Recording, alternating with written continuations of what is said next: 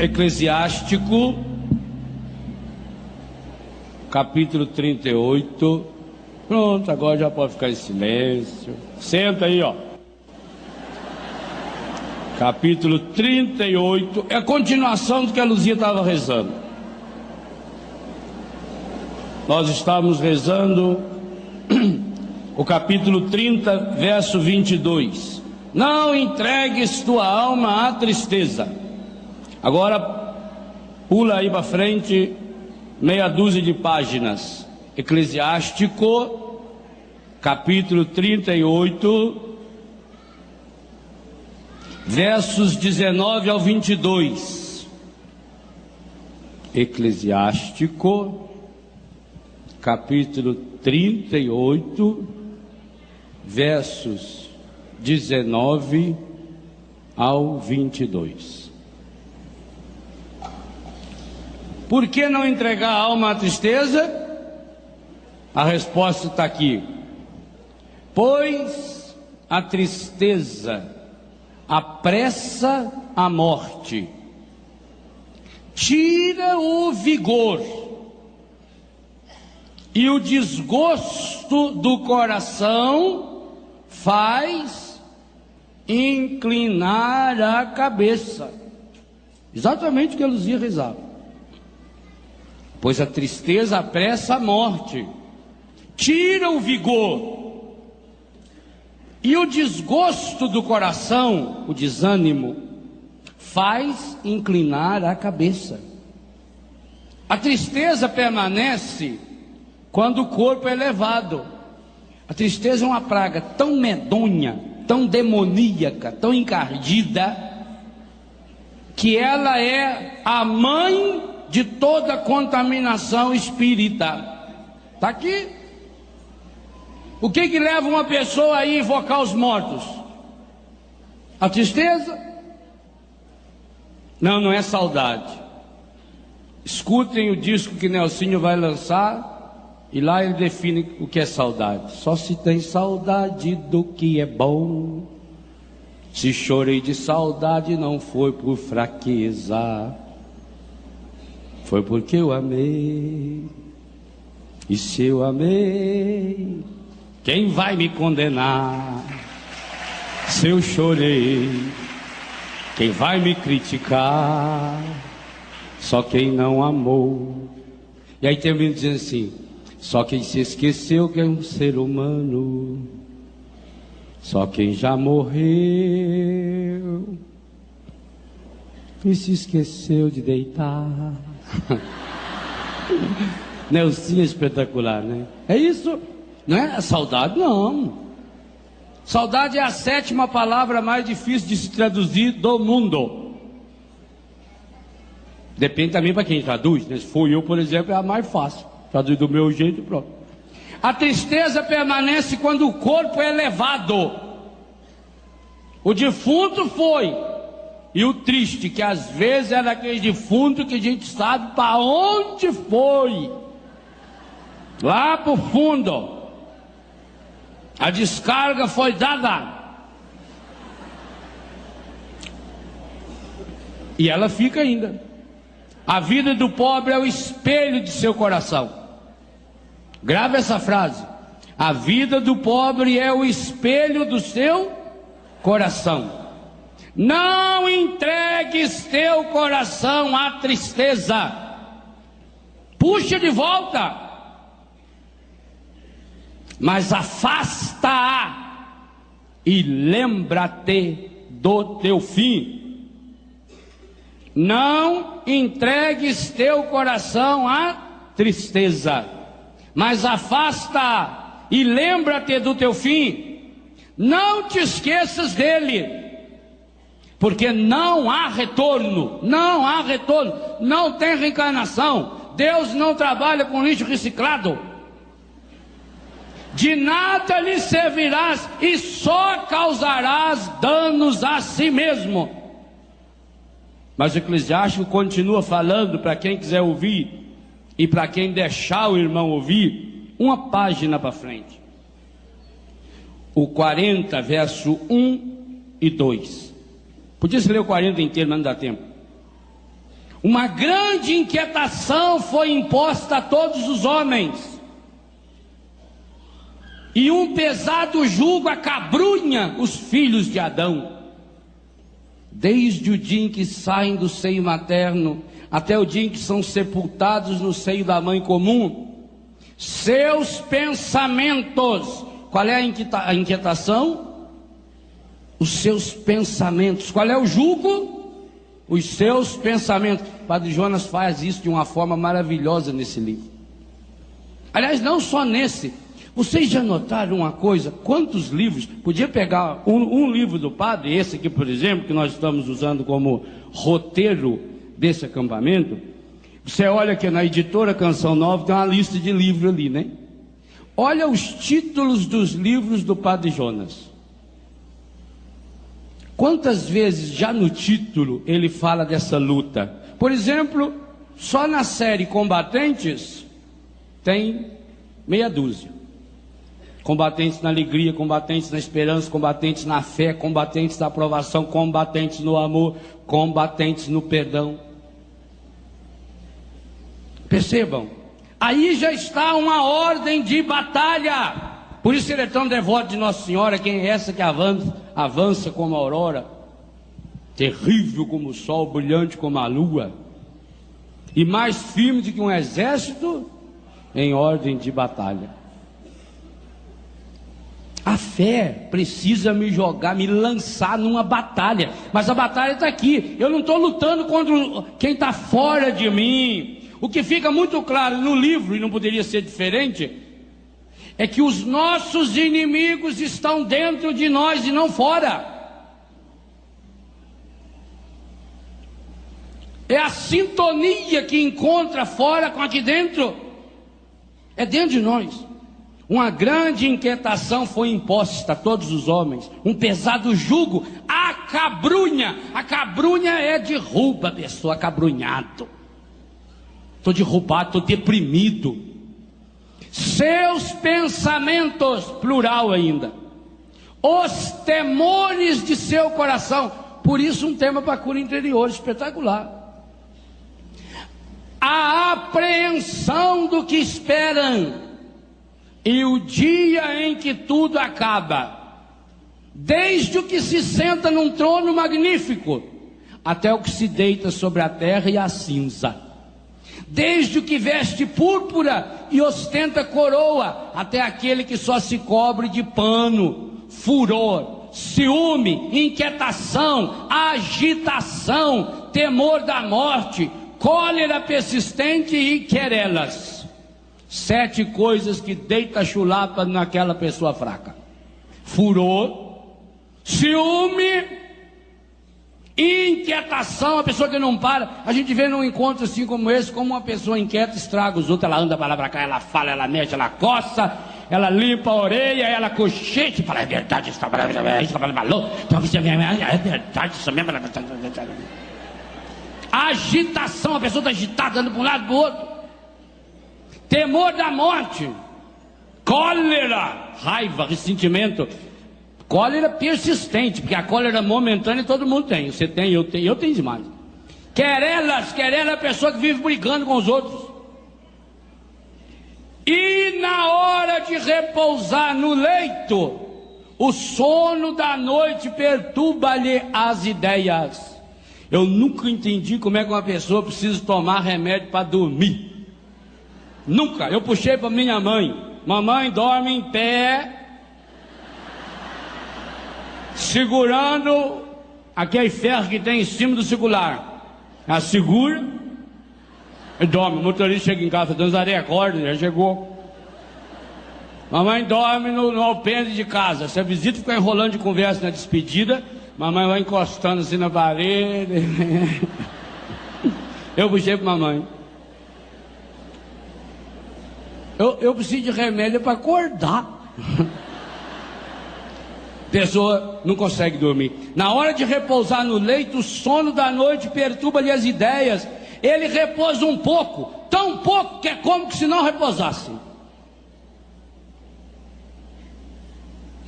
É perturbado pelas visões de seu espírito. Não é o que está fora da pessoa, é dentro. E no mesmo sono, como uma sentinela durante o dia, é perturbado pelas visões de seu espírito, como um homem que foge do combate. No momento em que se julga em lugar seguro, ele se levanta e admira-se do seu vão temor. Depois viu que passou, não adiantou nada.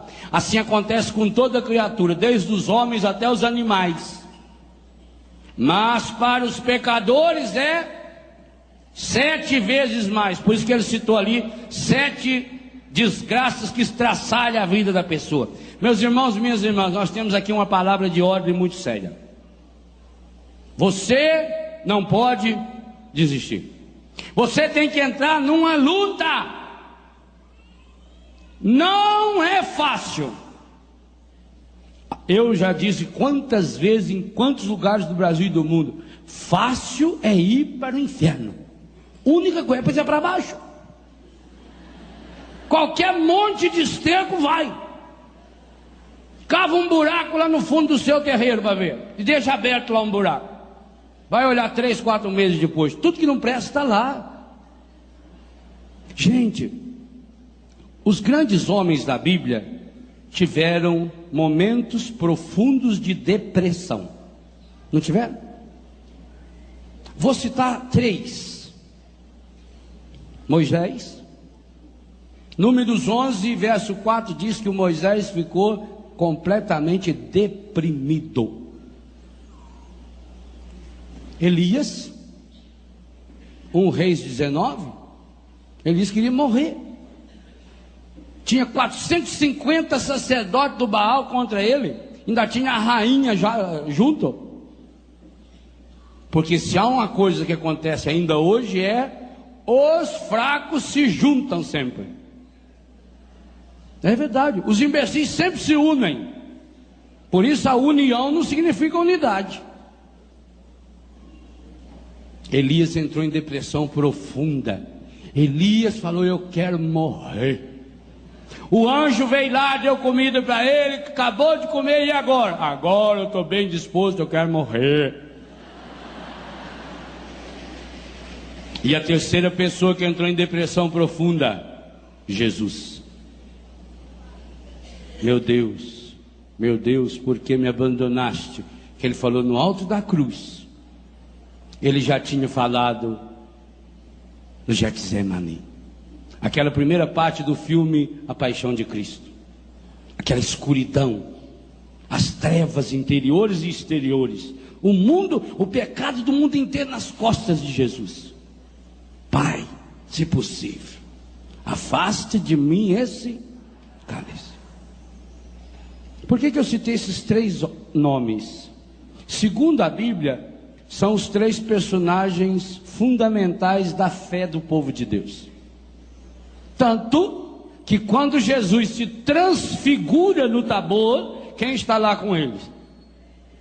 Moisés e Elias. Por que só os 2? Os únicos 2 personagens do Antigo Testamento que viram Deus. E como os 3 saíram da depressão? Qual foi o remédio que Moisés encontrou para sair da depressão? Qual foi o remédio que Elias encontrou para sair da depressão? Qual é o remédio que Jesus usou para sair da depressão? Todos eles têm algo em comum, e não é só pura e simplesmente a oração. Porque os 3 em depressão também rezaram. Moisés deprimido rezou: meu Deus, me leva daqui, não aguento mais. Estava rezando. Elias em depressão também rezou: quero morrer. Jesus deprimido também rezou: Pai, se possível, afasta de mim esse cálice. Mas nenhum dos 3 foram ouvidos. Porque não adiantava Deus falar, porque o problema não estava fora deles, o problema estava dentro. Por que eu estou em cima desse palco? Que eu sou mais bonito? Para que vocês possam me enxergar. É algo que Deus ensina na Bíblia do princípio ao fim.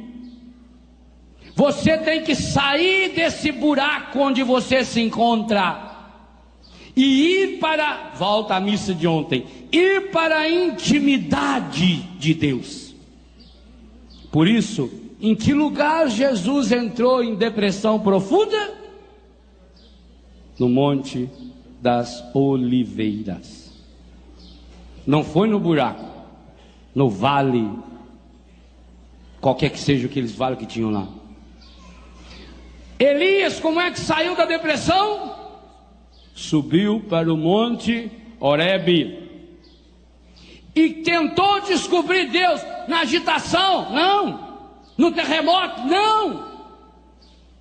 Mas quando Elias silenciou o seu coração, então naquela brisa suave, falta-nos essa intimidade. O grande segredo do homem, da mulher, de Deus, é chorar as suas mágoas que tem diante de Deus. E para se encontrar com Deus não adianta cavar buraco. Para se encontrar com Deus você tem que afastar a tristeza do coração. Se eu não posso ir para o buraco, muito menos carregar o buraco dentro de mim. Moisés teve que reescrever a lei. Moisés teve que fazer outro jejum maior ainda. Aliás, o maior jejum que a Bíblia ensina foi de Moisés. Jesus ficou 40 dias jejuando. Moisés, um velho de 80 anos de idade, ficou 80 dias jejuando. Qual é a marca registrada de Moisés? Qual é a palavra que devia escrever no túmulo de Moisés se um dia encontrasse esse túmulo que não sabe onde está? Ele não desistiu. Essa tinha que ser a grande frase dos homens da Bíblia. Qual é a frase que deveria ser escrita no túmulo de Abraão? Ele não desistiu. Qual é a frase que deveria ser escrita no túmulo de Josué? De Raabe, a prostituta? Ela não desistiram. Qual é a frase que deveria ser escrita no túmulo, só para lembrar a dormição, porque ela está viva no céu, de Maria Santíssima? Ela não desistiu. E você deveria pedir a Deus essa graça, que escrevesse no seu túmulo: ela não desistiu. Não desista, mas não desistir em Deus, porque talvez teria que acrescentar embaixo dessa frase: ele não desistiu de pertencer a Deus, porque senão você também teria que escrever embaixo do túmulo de Adolf Hitler: ele não desistiu. De Nero, ele não desistiu. De Marcos, ele não desistiu. E até do Lula, ele não desistiu. Só que tem uma diferença monstruosa. Alguns desses não desistiram de ser besta. Aí você tem que desistir. Desista de ser besta. A partir de hoje eu não serei mais anta. Eu não vou desistir das coisas de Deus. Para não desistir das coisas de Deus, eu preciso subir a montanha. O que significa subir a montanha, meu irmão? Do buraco a gente não vê nada. Você tem que sair. Você precisa dos olhos de alguém. Eu ontem falei muito do poeta e do profeta, que enxergam além do óbvio. Você precisa de que alguém lhe empreste os olhos. Rubem Alves conta uma história interessantíssima, real. Havia um amigo de Olavo Bilac, o grande poeta, que queria ou precisava vender um sítio.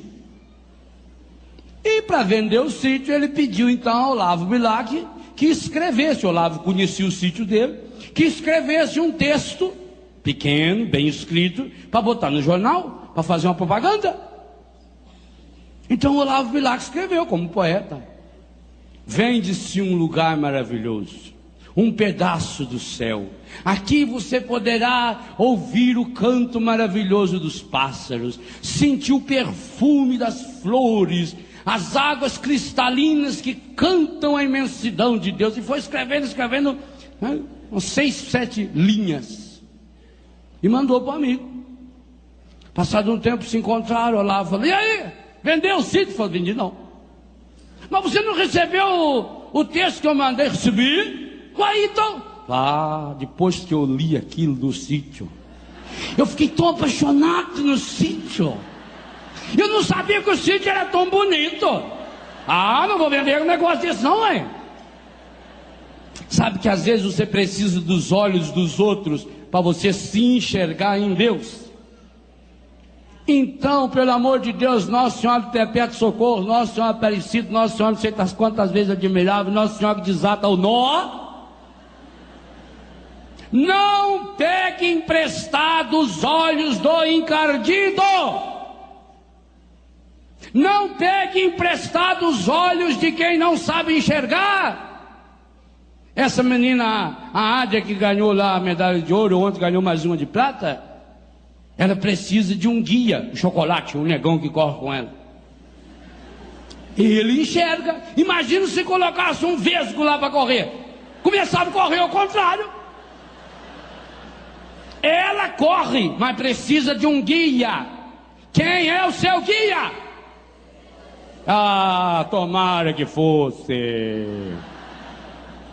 Tomara que fosse. De alguns aqui, a guia é aquele artista que está na lama, que está no buraco, que tem uma vida que não vale porcaria nenhuma. O enredo da vida de muitos aqui é a última novela que fez sucesso no tal canal. A trilha sonora da vida de muitos aqui é aquela música que só fala do que não presta e que fica cantando o dia inteiro na cabeça, o dia inteiro. Está lavando roupa, está cantando aquela musiquinha que não vale nada. E depois fala assim: não sei, padre, não sei porque que as coisas dão certo na vida da gente, né? A gente luta tanto, padre. Por que, padre? Por que será? Porque você está se alimentando do que não presta.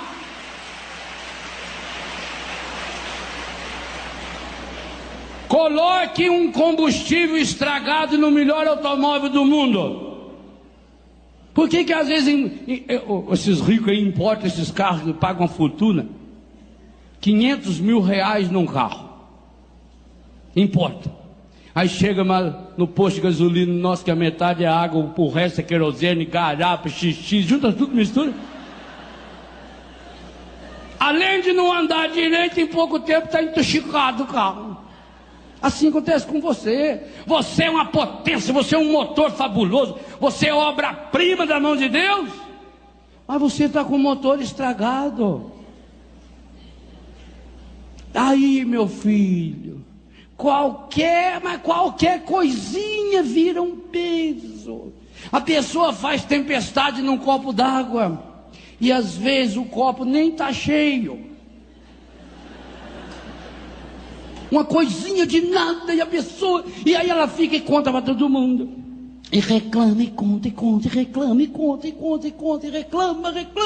E quanto mais reclama, está entregando a alma à tristeza. Está entregando o coração para a tristeza. Está olhando a vida pelo pior ângulo possível. A cabeça da pessoa, aí o que acontece? Gente, esse texto que nós lemos aqui de Eclesiastes foi escrito faz 2.500 anos. Hoje tem gente fazendo terapia do sono, sonoterapia, tomando remédio, fazendo isso, fazendo aquilo, porque não dorme, porque é isso. Aí a causa dessa agitação, dessa agonia, porque a pessoa está carregando, a pessoa está carregando dentro de si uma bomba. A bomba atômica, o princípio da bomba atômica é a concentração do átomo, e vai concentrando, Por isso que o 30 diz: concentra o teu coração no que presta. Que uma coisa concentrada. Um vidro de massa de tomate, ali dentro ele tem uns 30 tomates. Para caber lá dentro, foi concentrado, foi pisoteado. Você vai concentrando o que não presta dentro de você. E aí, meu filho, você está com a lente estragada, a lente do coração. Então, tudo que você olhar, desiste. Há uma marca do primeiro ao último capítulo da Bíblia. Ele não desistiu em Deus, não desistiu. Por maior que fosse o obstáculo. Por que Moisés é o homem de Deus que ele é? Porque Moisés ensinou-nos a escola da não desistência. Moisés já nasceu resistindo, por isso o nome dele, Moshe, salvo das águas. Moisés é um grande modelo de que a minoria vence. Aliás, vou dizer uma coisa bem clara para você: se você não acreditar nessa matemática, você vai ser uma pessoa eternamente infernizada, infernal, infernizadora e vai para o inferno. Porque a matemática bíblica é: a maioria perde, a minoria ganha. A lógica bíblica é: o fraco vence. Ele depõe do trono os poderosos. Quem falou isso foi Nossa Senhora, não foi Karl Marx. Ele depõe do trono os poderosos e eleva os humildes. Mas os humildes que grudam em Deus. E Jesus deixou muito claro em Mateus 11, 28 seguintes, que humildade é uma qualidade do coração. Aprendei de mim. E se Jesus falou aprendei de mim, ele nem falou aprendei comigo. Aprendei de mim significa: olha o que eu estou fazendo e põe em prática na sua vida, e põe em prática na sua história. Gente, sabe por que Deus não escuta a oração de muitas pessoas? Ou, vamos deixar melhor, sabe por que muitas vezes Deus não escuta a nossa oração? Porque a nossa oração não é inspirada pelo Espírito Santo, ela é inspirada pelo encardido. Quando você pede: oh meu Deus, me ajude que não tenha esse obstáculo, Deus não escuta. Quando a gente pede para Deus tirar os problemas da nossa vida, Ele não nos escuta. Porque uma pipa sobe é contra o vento, não é a favor do vento. Pegando o avião sobe é contra o vento. Por isso que em todo aeroporto tem, aeroporto mais antigo, tem que a meia comprida lá para mostrar onde está o vento. Sobe para lá, vai para cá. É vencer o obstáculo. Não desista. Gente, 3 dos maiores nomes do futebol brasileiro não seriam o atleta do século, por exemplo, como foi Pelé. Não seria a arte que foi Garrincha. Não seria o fenômeno que foi Ronaldinho, se tivessem desistido. Os 3 têm algo em comum: nasceram de famílias muito pobres, semi-analfabetas, gente simples. Os 3 foram recusados. Garrincha foi recusado porque tinha perna torta. Infernizou o mundo com seus dribles. Pelé, eu acho que esse time está pagando até hoje isso. Pelé foi recusado pelo Corinthians. Sim. Aí voltou para casa, lá para Bauru. A mãe dele e o pai dele: não, meu filho, não é porque eles falaram que você é ruim, você é bom. Volta. Aí ele voltou e foi para Santos. Daí que veio aquela música do Padre Jonas: ou Santos ou nada. Foi para o Santos e não preciso contar o resto da história. Ronaldinho, o time dele também está indo para o mesmo caminho. Ronaldinho sai do interior do Rio de Janeiro, vem para a capital porque queria jogar bola. E desde pequeno ele era rubro-negro. Ele foi para jogar no Flamengo. O Flamengo recusou Ronaldinho. Tino não serve. Verdade isso? Faz pouco tempo. Aí acharam lá São Cristóvão. Começou a treinar no São Cristóvão. Do São Cristóvão ele foi para um timinho dos interiores das Minas Gerais. Era um timinho, sim. Sim, senhor.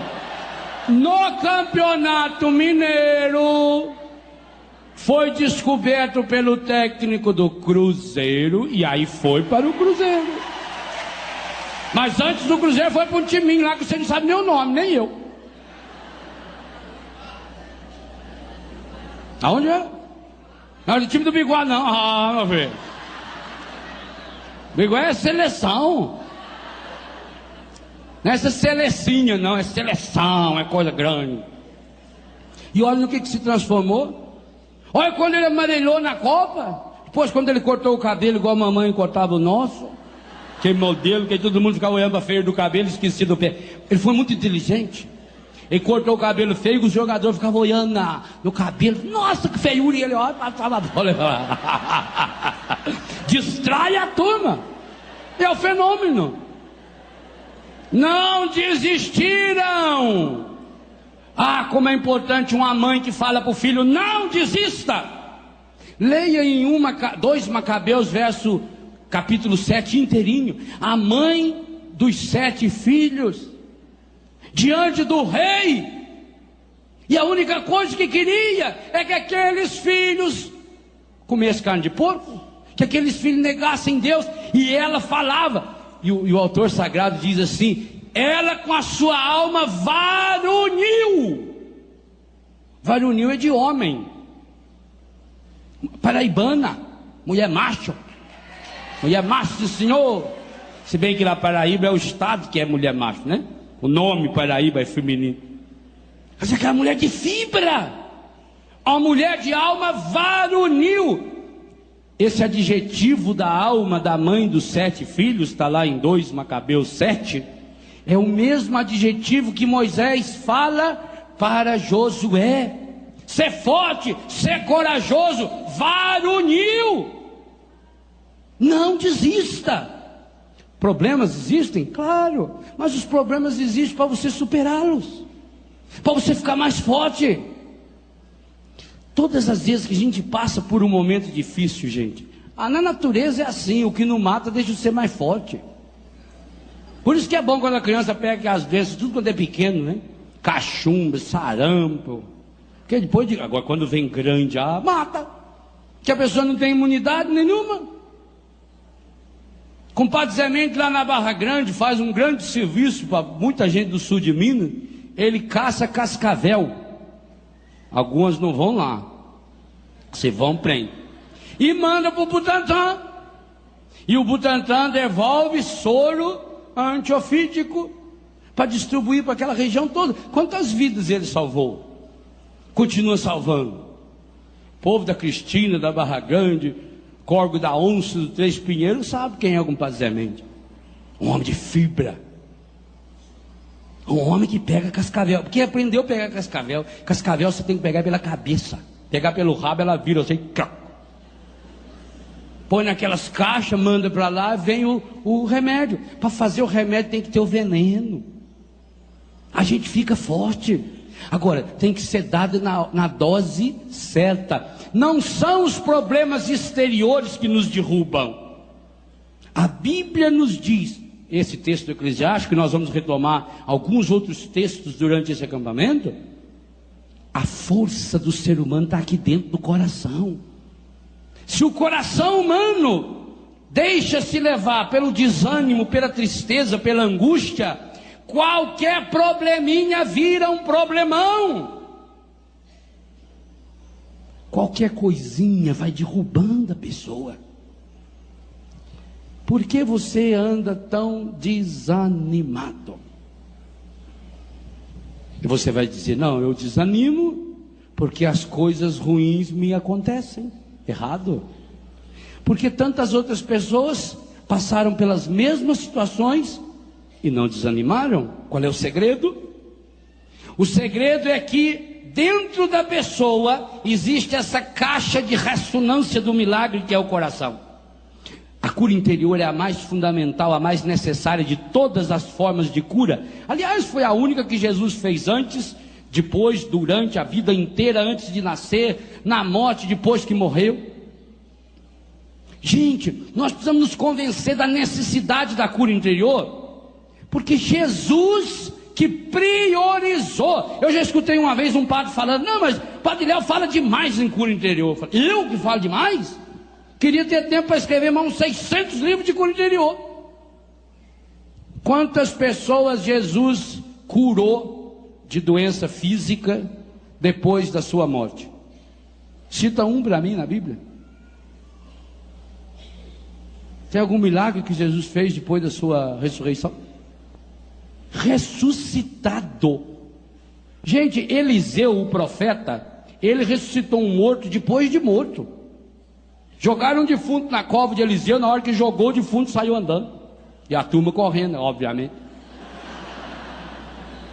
Jesus ressuscitado não curou nenhum doente, nenhum paralítico, nenhum cego. Mas, cura espiritual. Quantas pessoas Jesus ressuscitado converteu diretamente ele? Nenhum. Não era hora dele ressuscitado aparecer para Pilatos, para Herodes? Se vocês vão ver,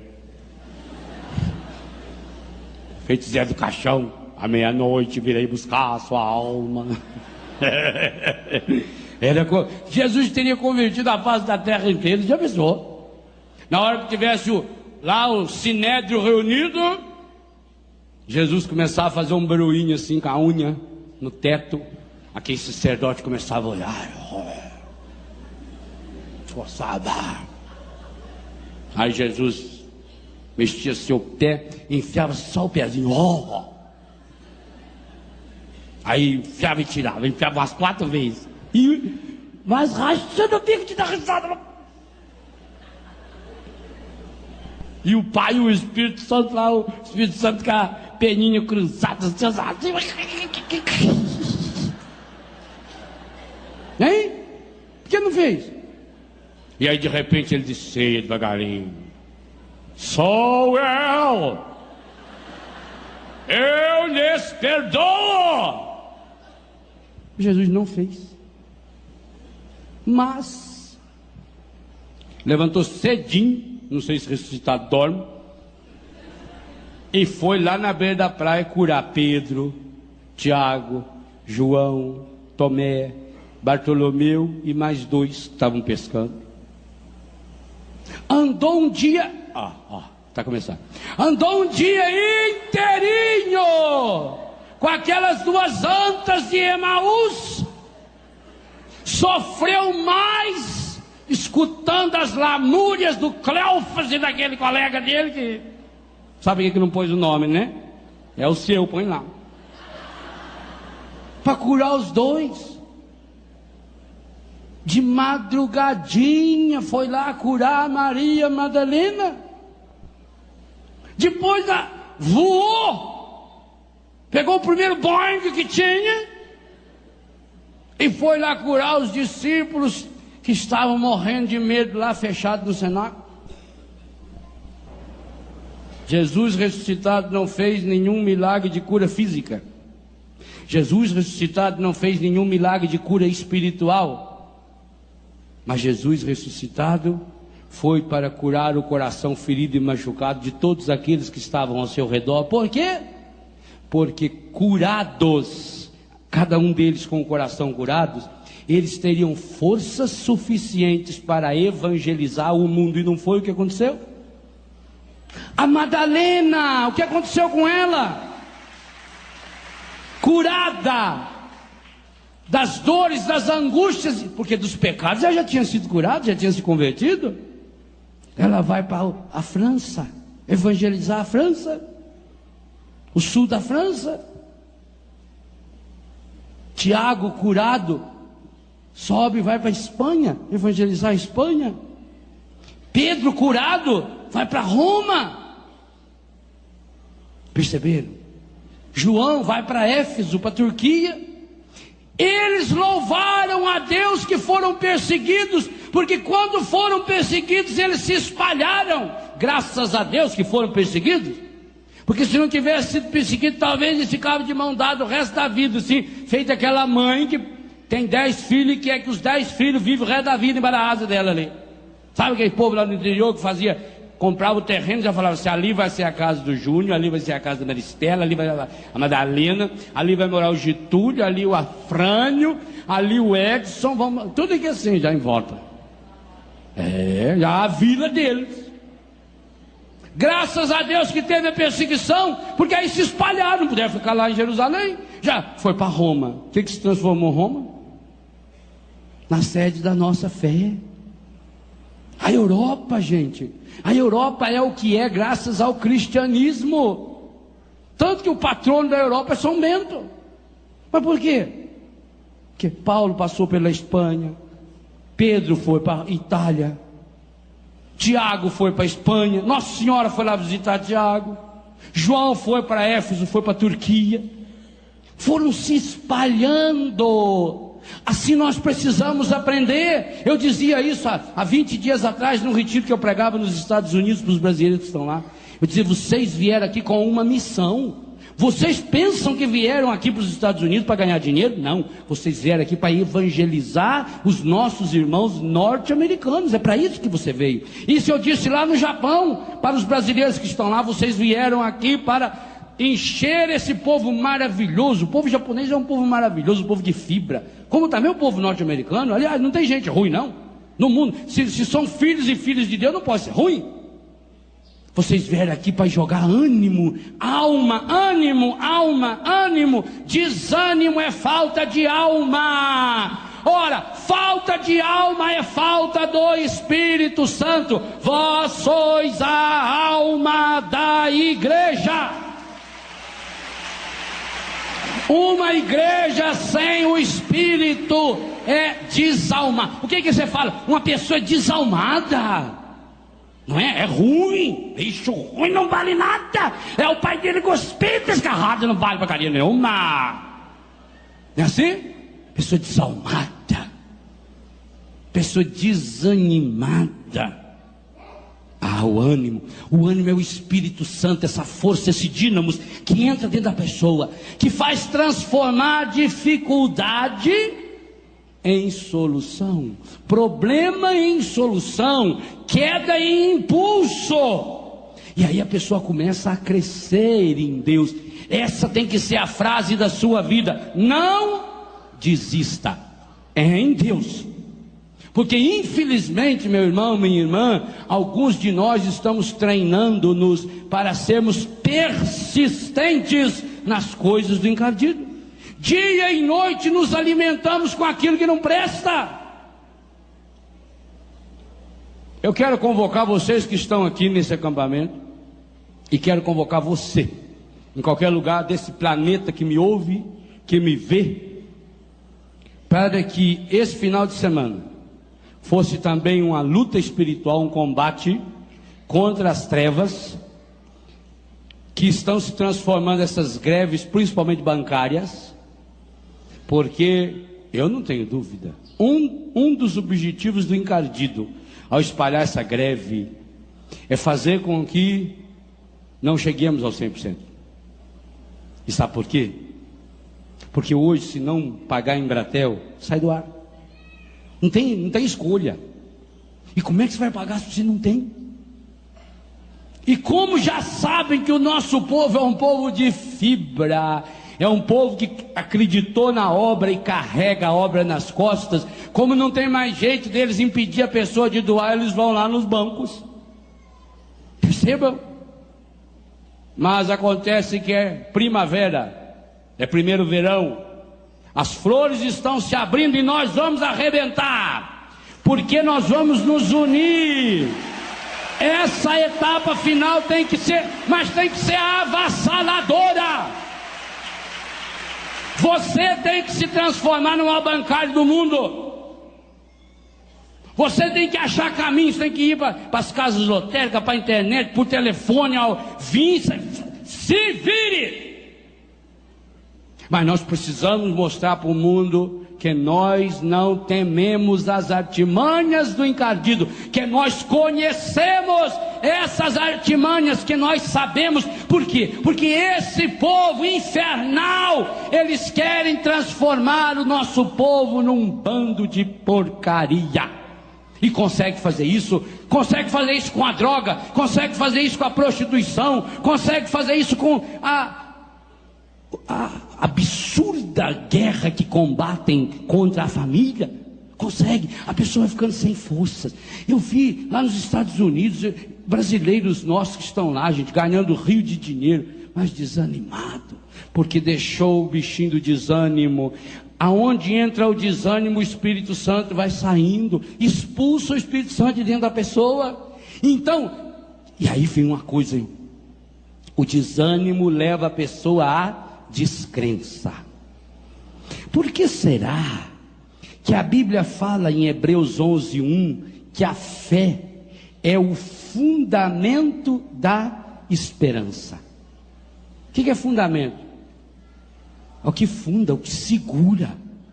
Sem fé a pessoa não tem esperança. E o catecismo da Igreja Católica, é facílimo de você gravar o número do catecismo. Catecismo, SIC, Catecismo da Igreja Católica, número 1818, 1818, 1818, facinho de gravar, né? Fala para quem está do lado, 1818, Catecismo 1818, 1818, Catecismo 1818, 1818, pronto, gravou que é 18? É a idade que você tem que ir para o exército, para lutar, para batalhar, para brigar. É a idade que o Padre Jones começou a fazer desafio aqui, quando ele começou a Canção Nova, 25 anos atrás. Quando ele falou, jovens, você tem que dar 1 ano da vida de você para o exército.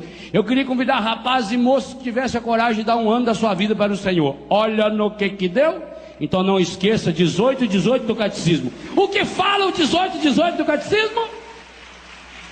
Fala que a fé, que a esperança é uma virtude teologal que nos sustenta contra o desânimo, que nos leva a lutar pela vida eterna, que renova as nossas forças, que é uma âncora para a alma, que é fundamentada na fé, que anima a pessoa e que, gente, essa palavra está no Catecismo da Igreja Católica Apostólica Romana, e que corresponde ao anseio, responde ao anseio de felicidade que há no coração de cada um de nós.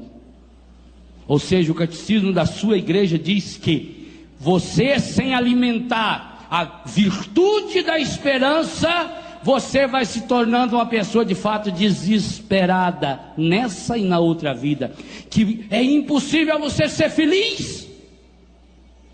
Ora, quando a pessoa cai no desânimo, eu dizia, o desânimo gera descrença.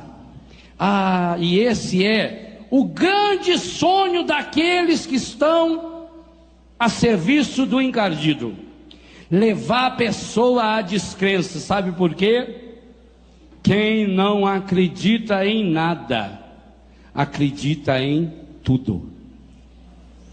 Quem não acredita... Mas que coisa medonha, vocês estão enfeiando aqui, dessa aí, credo. Põe uma flor tão linda dessa aqui, vamos, Jacu, velho. Quem não acredita em Deus, acredita em qualquer coisa.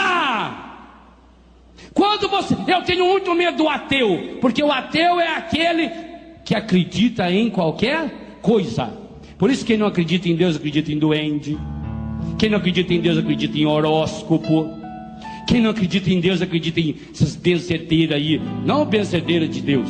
Tem muitos de Deus, tem, inclusive que a igreja aprova e estimula. Se você tem o dom de benzer, de rezar, continue fazendo isso. Converse com o padre da sua paróquia, com o seu bispo, né? Senão confunde as coisas. Quem não acredita em Deus, acredita em qualquer bobagem. E você não pode acreditar em qualquer bobagem. Não entregue o seu coração à tristeza. Não entregue a sua alma à tristeza. Canalize agora aqui dentro do seu coração: eu não vou desistir. Põe a mão no seu coração e reza: eu não vou desistir. Senhor, não deixa que eu desista. Senhor, eu não posso desistir. Eu sei, Senhor, eu sei que tem muitas coisas difíceis na minha vida. Eu sei que eu tenho muitos obstáculos a vencer. Mas, Senhor, hoje eu peço a grande graça, não que o Senhor diminua os obstáculos, não, Senhor. Ah, Senhor, quantas e quantas vezes eu quero aplainar as montanhas, e aí eu não vejo os horizontes distantes que só a montanha pode me oferecer. Senhor, muitas e muitas vezes eu estou feito Moisés, desanimado, querendo desistir. Mas nessa hora, Senhor, vem com tua força, vem com tua palavra, segura na minha mão, Senhor, conduza-me a montanha de Deus ao Sinai. Quantas vezes, Senhor, eu estou como Elias, pronto para desistir, com medo, derrotado, desanimado. Senhor, leva-me ao Horebe, leva-me à montanha, alimenta-me com a sua palavra, alimenta-me com a força renovadora do teu Espírito Santo.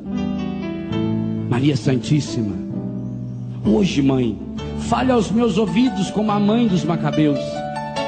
Fale aos meus ouvidos, mãe, numa linguagem materna, na língua que a mãe entende o filho e o filho entende a mãe.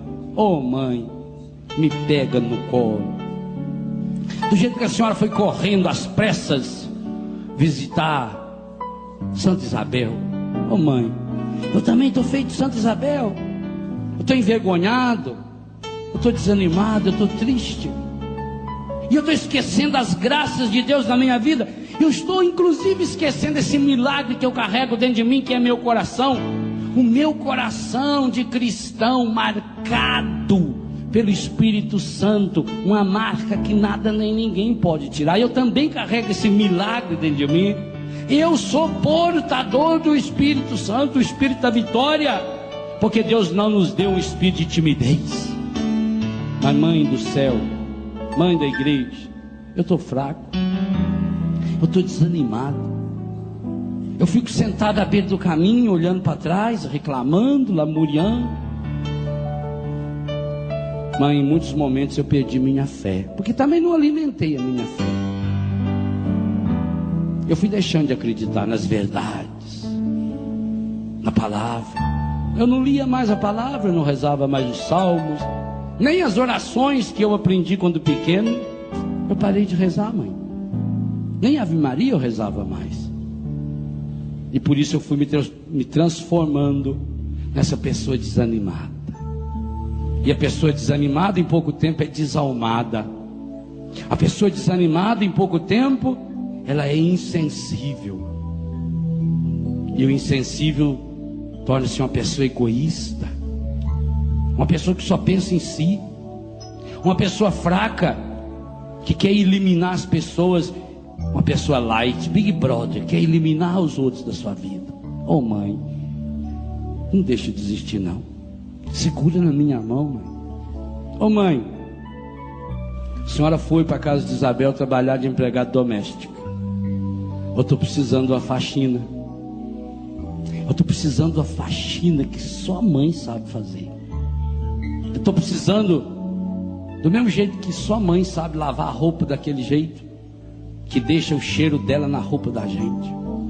Eu estou precisando, mãe, de uma roupa nova. Eu estou precisando revestir-me do seu filho, mãe. Mãe, eu estou precisando de uma limpeza. Igualzinho a mãe que olha se a orelha está limpa, que passa a bucha no pescoço. Oh, mãe, eu também preciso. Põe eu no colo, mãe. Eu sei que eu estou sujo, mas a senhora pegou no colo o seu filho Jesus ensanguentado por minha causa. Pega eu também. Me visita hoje, mãe de Deus. Venha, mãe, até o El Carém, aonde eu me refugiei, aonde eu me escondi. Eu fui me tornando essa pessoa fria, ferida, desanimada, machucada, mãe, por isso. Porque eu fui acreditando nas bobagens, nos preconceitos. Eu fui ficando com medo de mostrar a graça de Deus na minha vida. Eu fui deixando de rezar. eu fui deixando de alimentar meu coração, eu fui tornando-me desanimado, desalmado, egoísta, sujo. Oh mãe, além de me lavar, além de me vestir, trata-me hoje, mãe, com a comida que só a mãe sabe fazer para o filho, com o doce, o arroz doce que só a mãe sabe fazer. Por favor, mãe, hoje eu preciso, mãe, da comida que só a senhora sabe, do tempero que só a senhora põe. Mãe, eu preciso da capacidade que a senhora tem de transformar restos de ontem em pratos maravilhosos de hoje. Eu preciso comer o requentado que só a senhora sabe fazer, mãe. Mãe de Deus, requenta hoje a frieza do meu coração. E por isso, mãe, eu necessito que aconteça comigo o que a senhora deu um jeito de fazer acontecer com Isabel. Só quando Isabel ficou cheia, repleta do Espírito, é que ela percebeu, ela deu a volta por cima. Mãe, interceda para que eu seja repleto do Espírito Santo, cheio do Espírito Santo, inundado do Espírito Santo, inflamado no Espírito Santo, renovado.